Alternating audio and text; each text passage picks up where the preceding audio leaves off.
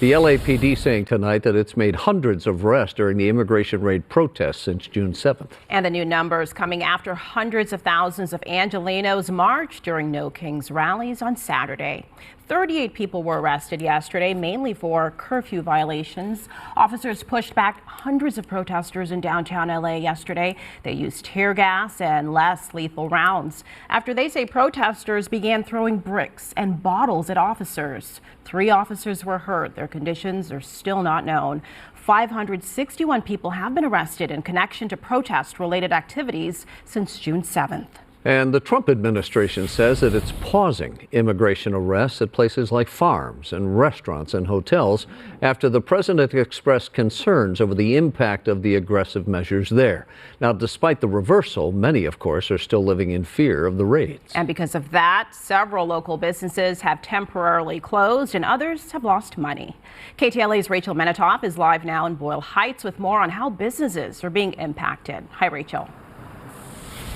Hi, Karine. Hi, Rick. Good evening to you both. Businesses are being impacted in a number of ways. Some closed up shop this weekend ahead of the downtown LA demonstrations. Others are losing out on loyal customers and trustworthy employees because they say people are too afraid to leave their homes.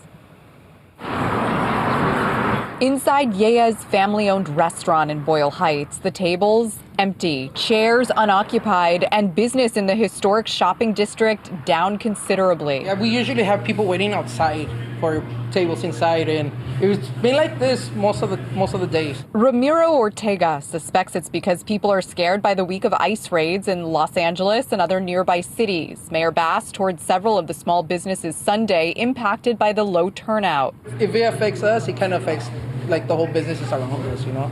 Many Little Tokyo establishments closed down for the weekend and boarded up shop out of an abundance of caution during the No Kings demonstrations, losing out on valuable weekend diners.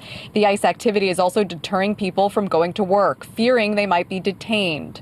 President Trump directed officials to pause arrests at agricultural farms, hotels, and restaurants. This comes after executives in several of these industries complained about losing reliable, long-time immigrant workers and say they're struggling to replace them. The bottom line is that the city has been functioning by rumor because it's not really clear what that guidance means.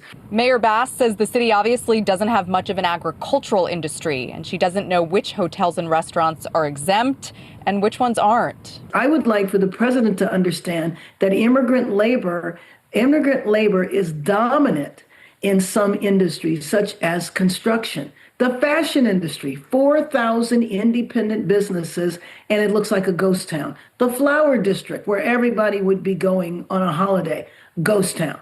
So this is having massive impact. LA's fashion district certainly much quieter. The business got down almost for 95% down. So the last week it was almost dead. Pablo Sandoval is the owner of the clothing store Solo for Men Inc. He believes the lack of foot traffic is because people are fearful to resume their normal routine. We are scared for the business because we have to pay the rent, the expenses. We owe money to the suppliers. So at this time we don't have enough money. And I asked Mayor Bass about future ICE activity. She says the city is operating on rumors at this point, and she really doesn't know. She has heard that operations will continue over the next 30 or so days. In the meantime, she says she's working with local businesses to ensure they know their rights should they encounter ICE agents. That's the very latest in Boyle Heights tonight. I'm Rachel Menitoff, KTLA 5 News. Back to both of you. All right, Rachel, thank you.